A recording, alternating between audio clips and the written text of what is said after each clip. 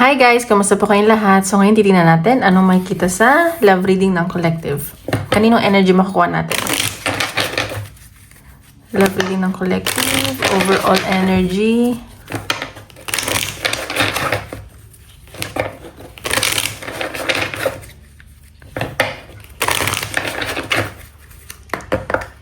Paalala lang po ha, hindi po lahat makaka-resonate. So take what resonate and leave what doesn't. Overall energy ng collective.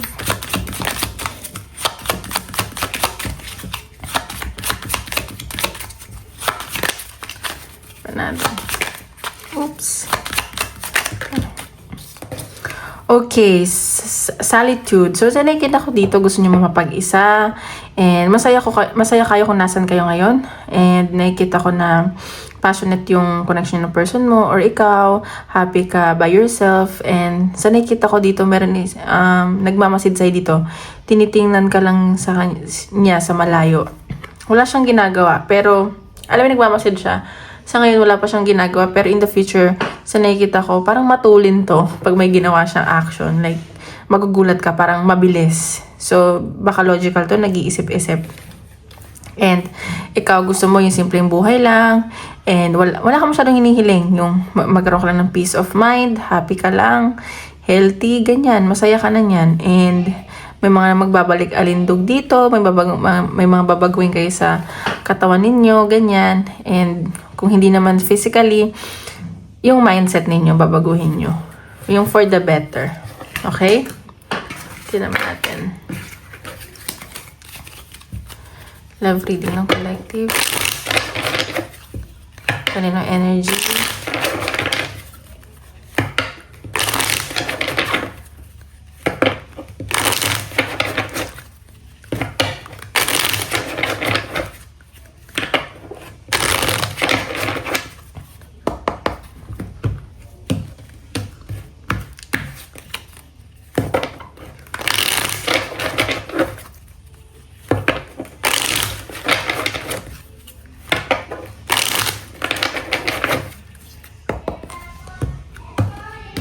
Guys, sa mga gusto magpa-private reading, message lang ako sa Facebook or Instagram, nasa description box below, okay?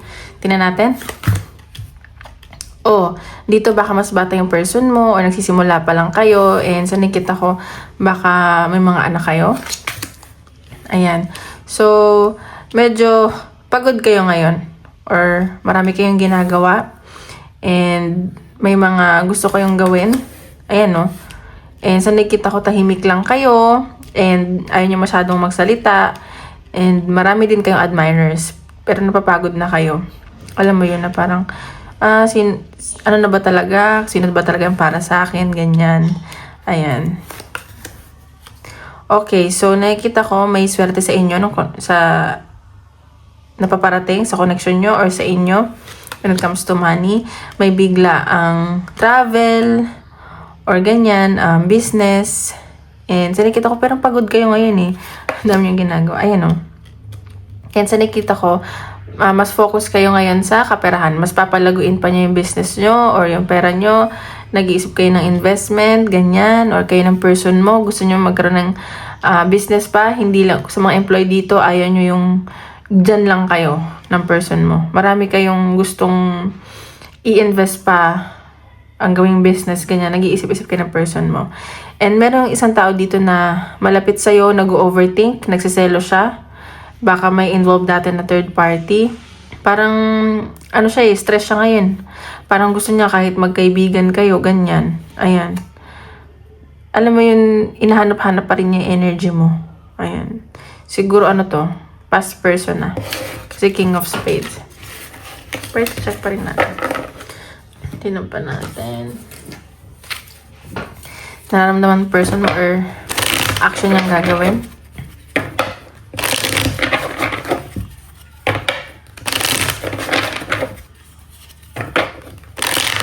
Oops.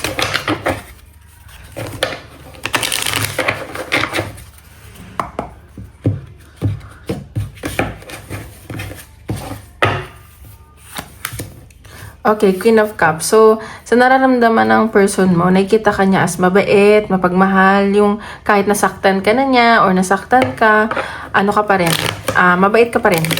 Parang walang masamang tinapay sa'yo, ganyan. Ganyan yan sa sense ko. Natin.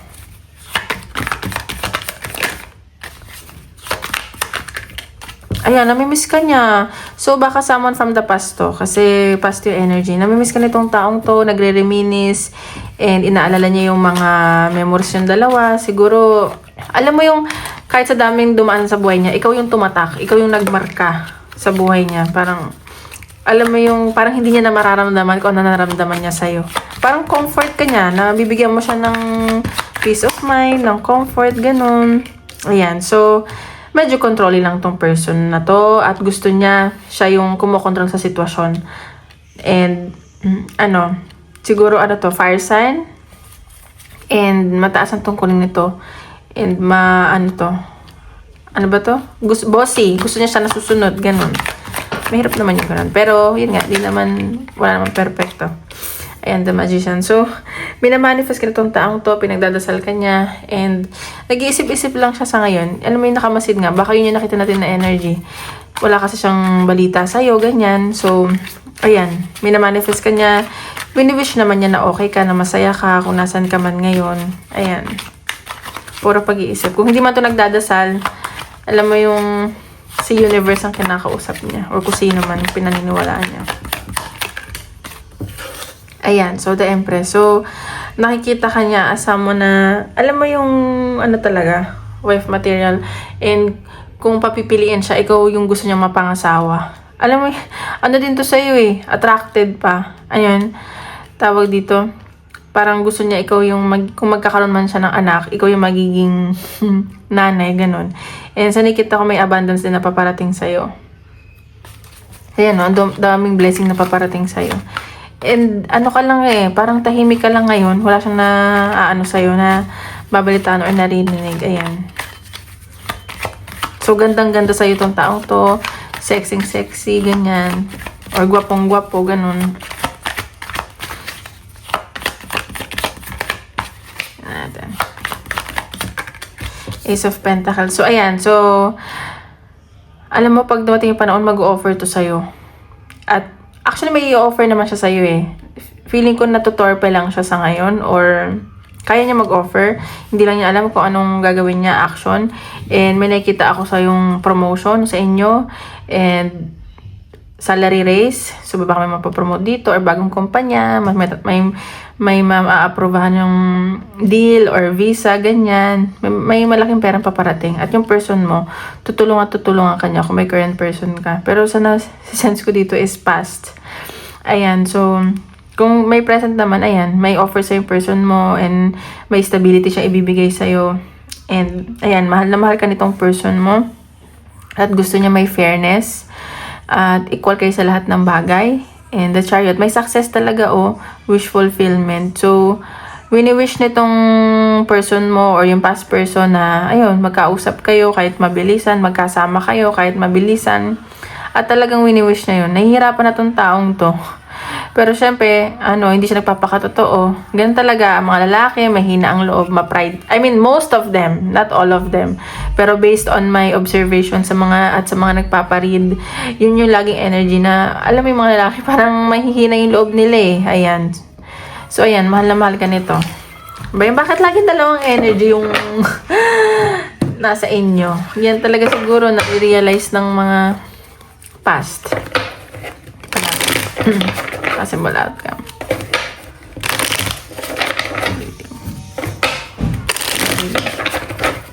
Possible outcome.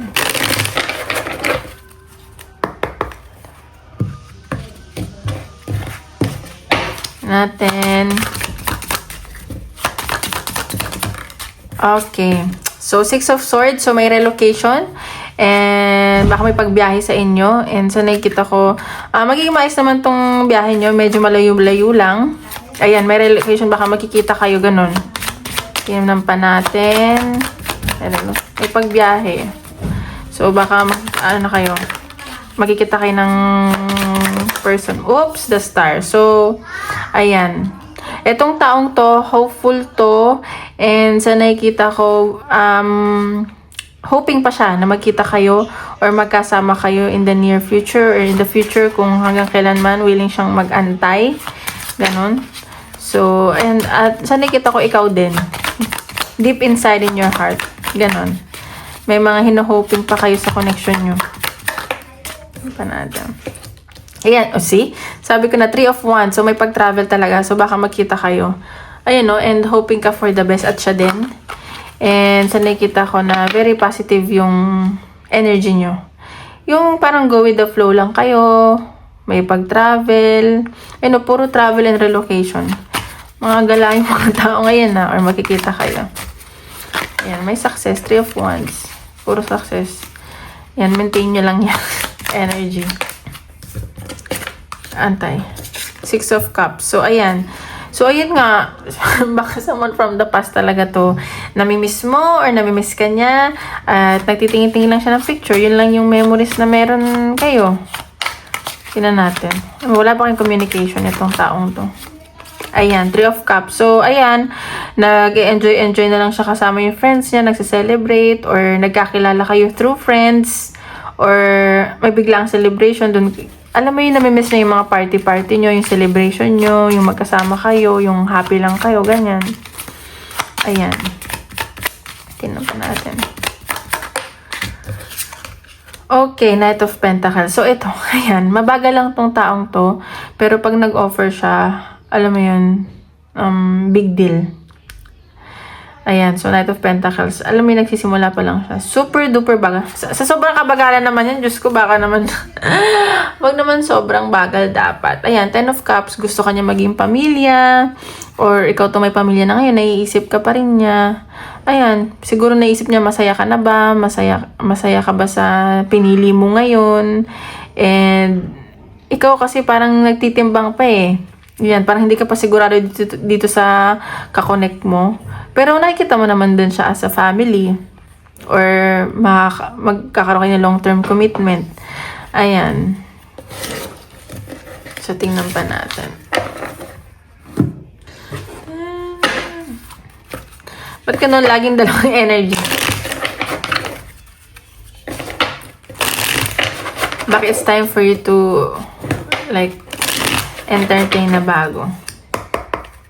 Mabagal yung past person mo, lang mag-antay ka sa kanya, diba? Okay, right. So, ayan. So, medyo lutang ka ngayon. And, ano ba, feeling mo, nilalove spell ka. And, parang lutang ka. Wala ka masyadong iniintindi. Gusto mo lang mapag-isa, ganun. Nahihiwagaan ka din sa mga nararamdaman mo ngayon. Alam mo yun. Parang ano ba to? Ganyan. Ba natin? So, may takot ka dito. May mga kinakatakutan ka. Siguro, trauma. May mga trauma ka. Medyo napaparanoid ka sa connection ng person mo. Or ayaw mo nang balikan. Kasi, yun, grabe yung sakit na naranasan mo. Ganun. Ayan. So, self-love. So, huwag ka daw matakot. And, siguro dito may mga nagsi-self-love. Mas pinipili yung sarili. Or kung may ka-connect ka man, mas minamahal mo yung sarili mo kaysa sa person mo. Which is tama naman. Kasi, pag binigay mo lahat, mauubos ka. Ayan. Commitment. So, meron dito na may mga commitment issues, natatakot, and gusto pa mag-explore. Parang hindi pa sigurado sa mga bagay-bagay. Pero may nakita ko ditong travel na naman. Ayan. May pag-travel, medyo malayo-layo to. And mag-ingat ka na sa mga taong hindi totoo sa'yo. Huwag ka magtitiwala basta-basta. And ayan, sa nakita ko lahat ng pinaghirapan mo, magbubunga na yan in the future. Ayan, huwag ka na lang din makukulong sa past. Learn how to let go. Patawarin mo yung mga nakasakit sa'yo or kung sa tingin mo yung mga nasaktan ka, patawarin mo na sila para makawala ka na dyan. Okay? Kasi yun lang naman eh. Kung di sila humingi ng tawad, edi patawarin mo sila for yourself. Para may peace of mind ka na. Tignan pa natin.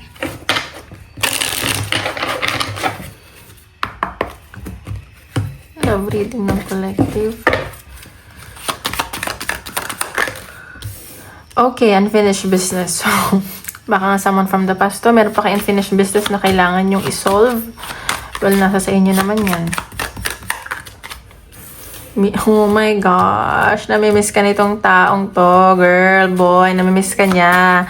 At sobrang, alam mo yun, namimiss ka niya pero wala namang ginagawa. Sobrang pag-isip ko sa tao sa ito kahit busy. Ayan, so, nagising na siya, may mga na-realize siya sa mga nagawa niya from the past. Siguro, ayan, may mga realization siya. And, ayan, spiritual awakening, na-realize niya yung mga nagawa niya. Kaya siguro namimiss ka niya lalo kung paano ka naging mabait sa kanya, naging considerate and understanding. So, ayan. Termos kami ahead. Natatakot siya. Ano mga pwedeng mangyari in the future. Baka wala na talagang pag-asa. And, ayan. Pero, ano pa rin siya? Hopeful pa din siya. Ayan. Kailangan niya lang makipag-compromise. And, may mga baguhin. Ayan, no? Ikaw talaga yung comfort niya. Alam mo yung, siguro sa lahat ng naging ex niya, parang sa'yo lang, ano ba to? Ano yung loob niya? Yung komportable, ganun. So, ayan. Malapit yung loob niya. Yung kahit anong, alam mo, someone special ka, ganun. Tingnan pa natin.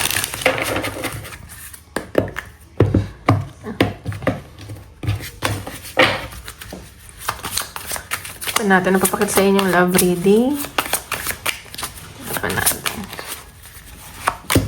Communicate, compromise, forgive, and work it out. So, ayan, baka may communication na paparating. Baka magulat ka. Bigla tong mag-message or tumawag sa'yo or email. And hindi mo inaasahan. Baka mag-sorry siya or humingi siya ng tawad or ikaw itong hingi ng tawad. At mapag-uusapan yung mga bagay-bagay. Yun pa natin. Cycle. So, ayan, parang medyo, karmic relationship at puputulin nyo na tong karma na to and kayo ng new beginning. Gusto nyo ng new beginning kaya siguro makikipag-usap to parang maputol na yung hindi naman yung connection ba, yung magkaroon ng closure, ganun. Puputulin nyo na yung cycle na yun. And sa nakikita ko, ikaw ang nagpabago dito sa taong to. Ikaw yung tumulong sa kanyang magbago. Patience. So, ayan. Kailangan mo daw ng patience. Ano pa bang patience ang kailangan? Ayan. So, maging patient ka lang daw. And, good things comes to those who wait. So, ayun nga. Pag pasensyoso ka, alam mo yung magandang bagay ang paparating sa'yo. Ayan, no? Guided ka naman daw ng iyong mga guardian angels and ni universe. So, wag kang mabahala. Okay. Tingnan natin. Messages sa any person.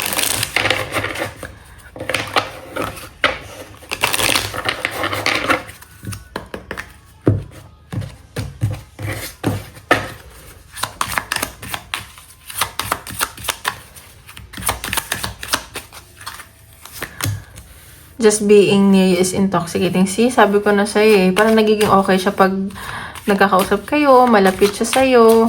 Kakaiba na good way, Special ka nga, ganun. Pa natin. I left you before you could leave me. Ayan, so, iniwan ka niya, sinaktan ka niya bago mo pa siya saktan. Kaya siguro ganyan siya. Siguro may mga trauma tong person mo. I wish I had treated you better. I told you, nagsisisi tong taong to. Ayan, so, ayan, may mga realization siya. Ayan, so, I want to feel that way again. Ayan, so, namimiss ka nitong taong to. Parang namimiss niya yung mga bagay na pinafeel mo, nararamdaman niya towards you. Ayan. Ay. Tingnan pa natin, general reading.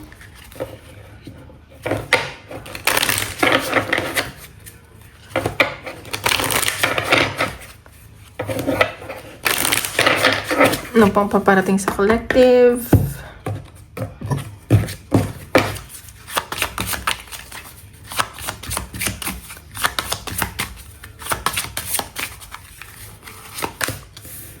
Okay, so sa nakita ko dito, may celebration na paparating. Baka sa may party, birthday, ganyan. And sa nakita ko, medyo magiging emotional ka dito. Pero inspired ka naman. And mataas ang mga intuition. Marami kayong mafe-feel, marami kayong malalaman, ganyan. Very emotional. Baka kasi magpo-full moon, ganyan. Ito pa natin. Ayan, so Sa nakikita ko, ingat ka lang kasi may mga taong hindi mo dapat pagkatiwalaan sa family and friends, ka-work, ganon. And ayun, baka sa harap na maganda pero kapag nakatalikod, binabackstab ka pala. So, ingat-ingat lang. Ayan, Cloud. So, medyo may mga wino-worry ka dito. Ayaw mo masyado makipag-usap or kayo ng person mo. And wag ka na mag-worry kasi magkakaroon din ng clarity in the future. Ayan. So, baka meron mabigat sa'yo na hindi mo kayang sabihin or i-share sa iba. So, ayan. Siguro about work to or yung pag-settle down. So, ayan. Ay! Advice na universe. Advice ni universe. Ayan, no. Endings are inevitable. So, ayan. So, hindi mo talaga mapipigilan ng mga endings na magaganap sa buhay mo. Pero, alam mo yun, everything happens for a reason daw.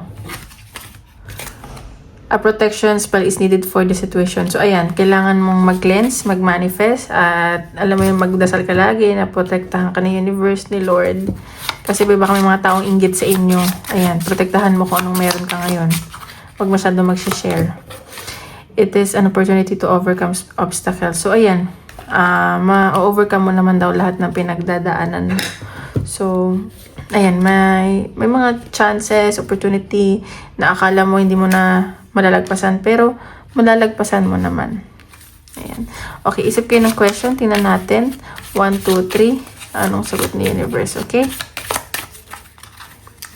1, 2, 3. Ay, isa lang. Okay, tingnan natin. 1, 2, 3. Isip kayo ng question. Okay, number 1. Reconsider. So, i-reconsider mo kung ano man yung tanong mo, iniisip mo, pag-aralan mo. Ayan, number 2, unlikely. Hindi pa daw. And take action. So, mag-take action ka na daw. Okay? Ayun lang, guys. Maraming salamat po.